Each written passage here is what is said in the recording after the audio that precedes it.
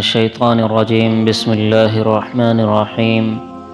يا أيها الذين آمنوا كتب عليكم الصيام كما كتب على الذين من قبلكم لعلكم تتقون. قال النبي صلى الله عليه وسلم: الصوم لي وأنا أجزى به. وقال في موضع آخر: الصوم جنة، أو كما قال عليه الصلاة والتسلیم.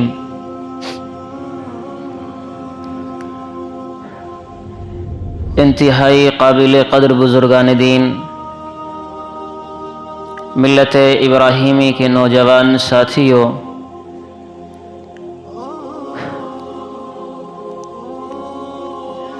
اللہ تبارک و تعالی کے کرم اور اللہ تبارک و تعالی کے احسان اور اس کے فضل سے آج کی تاریخ میں سارے مسلمانوں کو اللہ رب العزت کی طرف سے بڑا ہی بابرکت مہینہ نصیب ہوا۔ یہ اللہ رب العزت کا بے انتہا کرم ہے، یہ اللہ رب العزت کی عنایتیں ہیں کہ اللہ رب العزت نے ہم سب کو ایک بہت بابرکت مہینہ نصیب کیا، ورنہ تو نہ جانے کتنے مسلمان وہ بھی تھے جو آج کی تاریخ میں نہیں رہے۔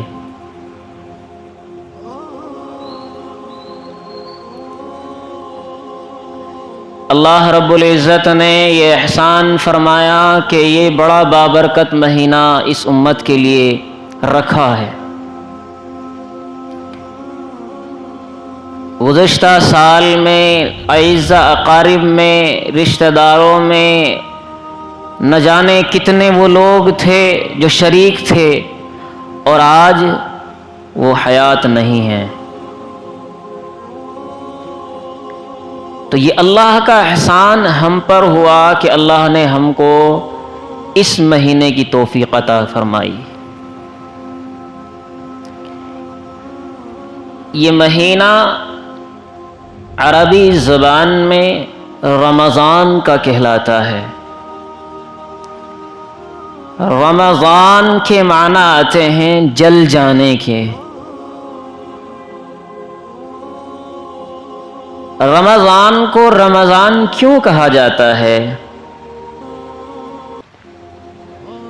اس لیے کہ اس مہینے کے اندر اللہ رب العزت انسانوں کے گناہوں کو جلاتا رہتا ہے، ختم کرتا رہتا ہے۔ انسان نیکیاں کرتا ہے، برائیاں مٹتی رہتی ہیں۔ روزہ رکھتا ہے، اللہ خوش ہوتا ہے، گناہ مٹاتا ہے، گناہ جل جاتے ہیں۔ انسان تراویح پڑھتا ہے، گناہ جلتے ہیں۔ انسان افطار کرتا ہے، گناہ جل جاتے ہیں۔ انسان سحر کرتا ہے، گناہ جل جاتے ہیں۔ انسان زکوٰۃ دیتا ہے، گناہ جل جاتے ہیں۔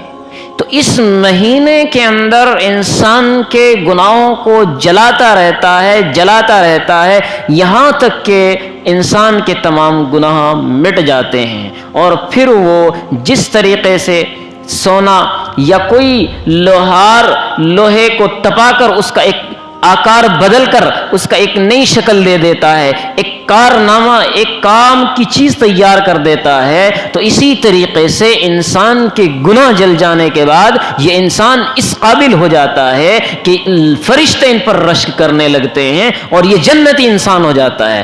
زمین پر چلتا ہے تو زمین اس کے قدم کو چومتی ہے۔ جب یہ زمین پر چلتا ہے، آسمان اس پر رشک کرتا ہے کہ میرے سائے میں اتنا بابرکت بندہ جا رہا ہے جس سے رب پیار کرتا ہے۔ اس لیے اس مہینے کا نام رمضان ہے۔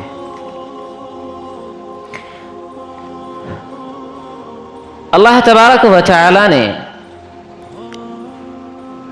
رمضان کے روزوں کے بارے میں ارشاد فرمایا یا ایھا الذین آمنوا کتب علیکم الصیام، اے ایمان والو تم پر روزے فرض کیے گئے. جی فرض کیے گئے،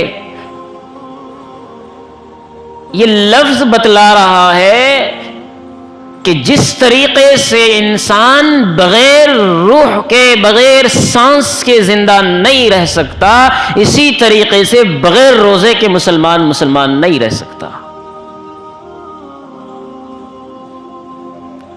ایک انسان اسلام کا دعویٰ کرتا ہو اور پھر اسلام کی بنیاد کو ہلاتا ہو، اسلام کی بنیاد کو چھوڑ دیتا ہو، تو پھر کیسے اس کا اسلام باقی رہتا ہے؟ پھر کس چیز کا وہ مسلمان باقی رہتا ہے؟ یا ایھا الذین آمنوا کتب علیکم الصیام کما کتب. اب جب یہ لفظ سامنے آتا ہے تم پر روزے فرض کیے گئے، تو کہیں آج کے زمانے کا انسان، آج کے زمانے کا مسلمان یہ نہ سمجھ بیٹھے کہ اللہ نے شاید مجھ پر ہی یہ روزے فرض کیے ہوں، یہ ظلم مجھ پر ہی کیا ہے. جی اللہ رب العزت نے ارشاد فرمایا کما کتب علی الذین من قبلکم، یہ روزے تم پر ایسے فرض کیے گئے جیسا کہ تم سے پہلی قوموں پر فرض کیے گئے. یعنی روزے کا فرض ہونا یہ کوئی نئی چیز نہیں ہے، یہ تم سے پہلی امتوں پر بھی روزے فرض تھے. یہ ایک الگ بات ہے کہ اس کی شکلیں الگ رہی ہوں گی، ان کا طریقہ الگ رہا ہوگا، لیکن روزے ہر امت پر ہر زمانے میں فرض رہے ہیں. یہاں تک کہ اللہ رب العزت نے اپنے نبیوں کو جب کوئی خطاب کرنا چاہا، کوئی کتاب دینی چاہی، کوئی اپنی طرف سے رہنمائی کے لیے کوئی کتاب دینی چاہی، تو روزے کا حکم فرمایا. سیدنا موسیٰ علیہ السلام کو اللہ تبارک و تعالی نے ارشاد فرمایا موسیٰ 30 روز تک عبادت کرو، روزے رکھو، پھر ہم تمہیں کتاب دیں گے. سیدنا موسیٰ علیہ السلام نے 30 روز کے روزے رکھے، پھر گئے. اللہ رب العزت نے پھر فرمایا کہ 10 اور ہونے چاہیے، 40. وَوَعَدْنَا مُوسَىٰ 40. اللہ رب العزت نے موسیٰ علیہ السلام سے 40 دن کا وعدہ فرمایا. پھر اس کے بعد ثُمَّ آتَيْنَا مُوسَىٰ الْكِتَابَ، موسیٰ علیہ السلام کو ہم نے کیا عطا کی؟ کتاب عطا فرمائی. سیدنا عیسیٰ علیہ السلام کو اللہ تبارک و تعالی نے عبادت کا حکم دیا، روزے کا حکم دیا، پھر کتاب عطا فرمائی. حضرت داؤد علیہ السلام کا روزہ وہ روزہ ہے کہ آج بھی یہ امت رشک کرتی ہے، جسے صوم داؤدی کہا جاتا ہے، جس کے اندر کوئی افطار نہیں ہوتا، جس کے اندر کوئی سحر نہیں ہوتا، مسلسل روزے ہوتے ہیں. اتنے سخت روزے تھے. ابتدائے اسلام میں بھی یہ روزے فرض رہے اور اسی طریقے سے رہے. کما کتب علی الذین من قبلکم، فرمایا ایسے فرض تھے کہ صرف افطار، بعد مغرب افطار، اور ایک وقت ہے اگر اس وقت کے اندر آپ سو جاتے ہیں، افطار نہیں کیا، اس کے باوجود دوسرا روزہ شروع ہو جائے گا. اسی مذہب کی بات کر رہا ہوں جس کے ماننے والے ہو، اسی مذہب اسلام کے آغاز کی شروعات کی بات بتلا رہا ہوں. یا ایھا الذین آمنوا کتب علیکم. چنانچہ ایک صحابی رسول کا واقعہ بڑا مشہور ہے. ابتدائی اسلام میں روزے فرض تھے، انہوں نے روزہ رکھا اور روزہ رکھ کر اپنے کام میں چلے گئے، کھیت کھلیان میں چلے گئے، کام کرتے رہے. کام کرنے کے بعد روزہ افطار کا وقت ہوا، شام کو گھر پر پہنچے، افطار کے لیے آئے، کہا اہلیہ سے کہ گھر میں کچھ کھانے کو ہے، کہا کہ نہیں گھر میں کچھ کھانے کے لیے نہیں ہے، اس لیے آپ تھوڑا انتظار کریں، میں محلے میں دیکھتی ہوں شاید کچھ کھانے کو مل جائے، شاید کچھ افطار کے لیے مل جائے۔ وہ صحابی رسول بیٹھ جاتے ہیں اور ان کی اہلیہ محترمہ محلے میں چلی جاتی ہے۔ وہ صحابی رسول تھکے ہارے سکون کی نیند میں آ جاتے ہیں۔ کیوں؟ جب تھکا ہوا انسان ہوتا ہے تو بیٹھ کر جب راحت پاتا ہے تو سو جاتا ہے، جیسا کہ مساجد کے اندر یہی ہوتا ہے، امام صاحب خطبہ پڑھ رہے ہوتے ہیں اور انسان باہر سے ہل بیل چلا کر کے آیا ہوتا ہے، اپنی مشینیں اپنی کھڈیاں چلا کر آیا ہوتا ہے، تھکا ہارا ہوتا ہے، بھاگ دوڑ کر آتا ہے، مسجد میں سکون پاتا ہے، امام کا خطبہ چل رہا ہوتا ہے اور یہ سکون پاتے ہوئے سوتا رہتا ہے۔ جی حقیقت بیانی ہے، کوئی غلو نہیں ہے۔ ایسے ہی سکون جب ملا تو سو گئے، اور صحابی رسول کی اہلیہ آئی محلے سے، آ کر کے دیکھا ہائے ہائے یہ کیا ہوا، یہ کیا ہوا، یہ تو دوسرا روزہ شروع ہو گیا۔ ان کو جگایا۔ قربان، اور صحابی بننا کوئی یہ انسان کی اپنی کسب میں نہیں ہے، یہ اللہ کی رضا میں ہے۔ اللہ جسے چاہتا ہے وہ صحابی بنتا ہے۔ پھر ایسے تھوڑی ان کو مقام ملا رضی اللہ عنہم ورضوا عنہ کا، دنیا میں تھوڑی اللہ تعالیٰ نے ایسے ان کو جنتی ہونے کی بشارتیں دے دی۔ قربان، آج کا مومن دن کے 12 گھنٹے کے روزہ نہیں رکھ پا رہا، روزہ شروع ہو گیا، پھر دوبارہ دن میں اپنے کام کو نکل گئے، کھیت میں کھلیان میں لگے ہوئے ہیں، اور گرمی عرب کا ماحول، جہاں دور دور تک کوئی درخت نظر نہ آئے، کوئی سایہ نظر نہ آئے، وہ عرب، وہاں روزے کی حالت، گرمی کی شدت، اور پھر کھیت کا کام، آپ حضرات جانتے ہیں کتنی مشقت کا کام ہے۔ لہذا وہ صحابی رسول گرمی کی شدت کی وجہ سے، بھوک پیاس کی شدت کی وجہ سے بے ہوش ہو کر، غشی ہو کھا کر گر گئے، اور ظہر کی نماز میں حاضر نہ ہو سکے۔ جناب نبی کریم علیہ الصلاۃ والسلام رحمت للعالمین، ساری کائنات کے رحمت للعالمین، جناب محمد الرسول اللہ صلی اللہ علیہ وسلم نے دریافت کیا کہ مجھے صحابی وہ نظر نہیں آتے، کہاں ہیں؟ بتلایا کسی نے کہ وہ صحابی بھوک کی وجہ سے دوبارہ ان کا روزہ شروع ہو گیا، اس لیے وہ غشی میں پڑے ہوئے ہیں۔ نبی کو بھی جرت نہیں کہ دین میں بڑھوتری کرے۔ ہاں، لوگ گھٹانے پہ لگے ہوئے ہیں، 20 کے 8 کرنے پہ لگے ہوئے ہیں۔ ہاں، 20 کی 8 پڑھ لیں گے اور 8 بھی نہ پڑھے مرضی کی کر لیں گے۔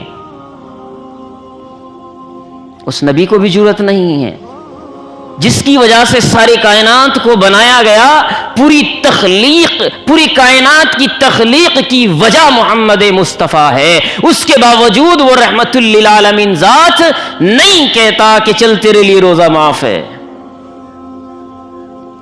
دل میں تمنا لیے، کہن لیے، لگن لیے، محبت لیے، اللہ کے سامنے بیٹھا ہوا ہے، رب کی طرف دیکھ رہا ہے، یا اللہ کچھ کر، میرا امتی، یا اللہ مجھے کچھ پیغام دے۔ قرآن کریم کی آیت نازل ہوئی، ثم اتموا الصیام الی اللیل، روزہ مکمل کرو رات تک۔ اب یہ حصہ نازل ہوا، یہ اس امت پر رحم ہوا ہے، یہ اس امت پر رحم ہوا ہے، یہ کرم ہوا ہے، اور یہ بدولت ہے صحابی رسول کی۔ ورنہ 24 گھنٹے کا روزہ رکھنا، میں نے بتلا رہا ہوں، میں ابھی 12 گھنٹے کا روزہ رکھتے ہوئے انسان کے چہرے پر شکن آئی ہوتی ہے، ایسا لگتا ہے برسوں سے کچھ کھایا نہیں، مجبور، مفلوق الحال۔ ہاں، روزہ ہے، عبادت میں ہے، شکل دکھا میں اللہ کی عبادت کر رہا ہوں. یہ کیا ہے کہ بھوکا ہے. غریب بھی ایسی حالت نہیں بناتا، 4 دن کا فاقہ ہوتا ہے، اس کے چہرے پر شکن نہیں آتی. یہ روزے دار اس کے چہرے پر شکن آئی. کیا ہے؟ روزہ ہے. کیا موت آئی ہوئی ہے؟ اللہ کی عبادت کر رہا ہے، اللہ کی رحمت تجھ پر برس رہی ہے، اللہ کی نگاہ کرم تیری طرف لگی ہوئی ہے، اور تو لوگوں سے شکایت کر رہا ہے روزہ ہے. ثم اتموا الصيام الى الليل، رات تک روزہ مکمل کرو. یہ صحابی رسول کی وجہ سے اب روزے کا حکم یہ ہوا کہ تم روزہ رکھو صبح صادق سے لے کر غروب آفتاب تک، جو آج کل مشہور اور چل رہا ہے. یہ روزہ فرض ہے، یہ روزہ فرض ہے. یا ایھا الذین آمنوا کتب علیکم الصیام، اے ایمان والو تم پر روزہ فرض کیا گیا ہے. یہاں پر اللہ تبارک و تعالیٰ نے روزے کی فضیلت کو بتلا دیا. ساری کائنات کے رحمت للعالمین جناب محمد مصطفیٰ صلی اللہ علیہ وسلم نے روزے کی فضیلت کو ذکر کرتے ہوئے فرمایا کہ الصوم لی وانا اجزا بہ، کہ رب کائنات فرماتا ہے کہ روزہ میرے لیے ہے اور اس کا بدلہ میں خود دیتا ہوں. سنو، ہر چیز کی، ہر عمل کی ایک جزا ہے. نیک عمل ہے تو اس کی جزا ہے، برا عمل ہے اس کی سزا ہے. اللہ کے یہاں نماز کے لیے ایک مقرر ثواب ہے کہ اس نے نماز پڑھی اس کو یہ بدلہ دے دیا جائے، اس نے زکوٰۃ دی اس کو یہ بدلہ دے دیا جائے، اس نے حج کیا اس کو یہ بدلہ دے دیا جائے، یہ ثواب دے دیا جائے، یہ اجر دے دیا جائے. یہ شہید ہو گیا، شہادت کا مقام اس کو دے دیا جائے. اس نے خیر خواہی کی ہے اس کو اس کا ثواب دے دیا جائے. صلہ رحمی کی ہے اس کو اس کا ثواب دے دیا جائے. فرشتوں سے حکم دیا جا رہا ہے یہ دو، اس کو اس کا بدلہ دو، نیکی کا بدلہ دو، حسنات کا بدلہ دو، نیکیوں کا بدلہ دو. دیتے رہو دیتے رہو. لیکن جب بدلہ آتا ہے روزے کا، اللہ رب العزت فرماتے ہیں فرشتوں نہیں نہیں، ہٹ جاؤ، آگے سے ہٹ جاؤ. الصوم لی الصوم لی، اس نے روزہ میرے لیے رکھا ہے، یہ بھوکا میرے لیے رہا ہے، یہ پیاسا میرے لیے رہا ہے. یہ چاہتا کمرے کے اندر بند ہو کر کے کھا سکتا تھا، یہ چاہتا پی سکتا تھا، لیکن اسے کون دیکھ رہا تھا؟ میں دیکھ رہا تھا. میرا ڈر اس کے دل میں تھا، میرا خوف اس کے دل میں تھا، میری خشیت اس کے دل میں تھی. مجھے پتا تھا میں بھوکا اس رب کے لیے، میں پیاسا اس رب کے لیے، میرا جینا اس رب کے لیے، میرا مرنا اس رب کے لیے.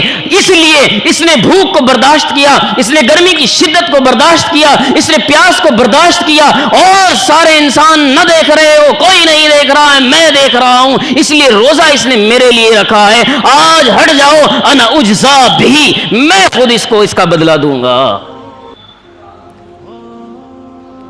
یہ تھوڑے فخر کی بات ہے جی. جہاں انعامات ملنے لگ جائے، تحفے تحائف ملنے لگ جائے، تو ایک انسان مقرر کر لیا جاتا ہے کہ یہ میری طرف سے تم ان کو تحائف دینے شروع کرو، انعام دینے شروع کرو. اب اتنے بڑے مجمع میں لاکھوں کروڑوں اربوں خربوں کی تعداد میں جب تحفے مل رہے ہو، اللہ رب العزت فرمائے کہ نہیں، اس کو نہیں دینا، اس کو میں خود دوں گا. یہ کتنے بڑے فخر کی بات ہے جی. پھر فرمایا اس روایت کو 2 طرح سے پڑھا گیا ہے. الصوم لی انا اجزی بہ، یہ میں نے آپ کے سامنے رکھا. اب الصوم لی انا اجزا بہ جب یہ پڑھا جائے گا تو ترجمہ کیا ہوگا اور مطلب کیا ہوگا؟ فرمایا کہ تمام عبادتوں کا بدلہ، تمام عبادتوں کا ثواب، اجر اللہ نے متعین فرمایا ہے اور وہ اس کو دے دیا جائے گا. لیکن جب باری آئے گی روزے کی، جب باری آئے گی روزے کی، تو اللہ رب العزت فرمائیں گے الصوم لی انا اجزا بہ، روزہ اس نے میرے لیے رکھا ہے، اس لیے اس کے روزے کا جزا، اس کے روزے کا بدلہ میں خود ہوں. اور جسے رب مل جائے اسے سب مل گیا. جس کا رب ہو گیا اس کا سب کچھ ہو گیا. کہا نا مجھے جنت کی طلب نہیں، جنت بنانے والے کی طلب ہے، مجھے جہنم سے ڈر نہیں لگتا، جہنم بنانے والے سے ڈر لگتا ہے۔ لوگوں، روزہ رب کے لیے رکھو، خندہ پیشانی کے ساتھ رہو، خوش مزاجی کے ساتھ رہو، لوگوں سے ملو تو اس طرح ملو کہ سامنے والا دیکھ کر کے فخر کرے کہ واقعی میں مومن ہیں، واقعی میں اس کا روزہ ہے۔ زبان کا روزہ رکھو، زبان کا روزہ رکھو، جھوٹ نہ بولو، جھوٹ ہرگز نہ بولو، کان کا روزہ رکھو، غلط نہ سنو، غیبت نہ سنو، بری چیزیں نہ سنو، ہاتھ کا روزہ رکھو، ہاتھ کا چوری نہ کرو، چوری نہ کرو، کوئی غلط چیز نہ پکڑو، کوئی غلط چیز نہ پکڑو، پیروں کا روزہ رکھو، غلط جگہوں پر مت جاؤ، جسم کے ہر حصے کا روزہ رکھو، ہر حصے کا روزہ رکھو۔ روزہ ہے انسان کے جسم کے ہر عضو پر، ہر جوڑ پر ایک صدقہ لازم ہے، ایک صدقہ لازم ہے، اور وہ کیا ہے؟ وہ یہ ہے کہ انسان جو نیکیاں کرتا ہے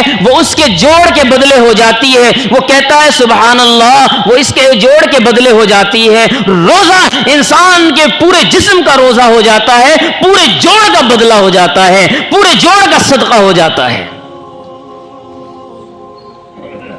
اس لیے روزے کو خوش دلی کے ساتھ رکھو، اللہ کی رضا کے لیے رکھو۔ ہاں، ایک بات یاد رکھنا، روزہ وہ کہلاتا ہے جس میں نیت ہو عبادت کی، جس میں نیت ہو اللہ کے لیے ہونے کی،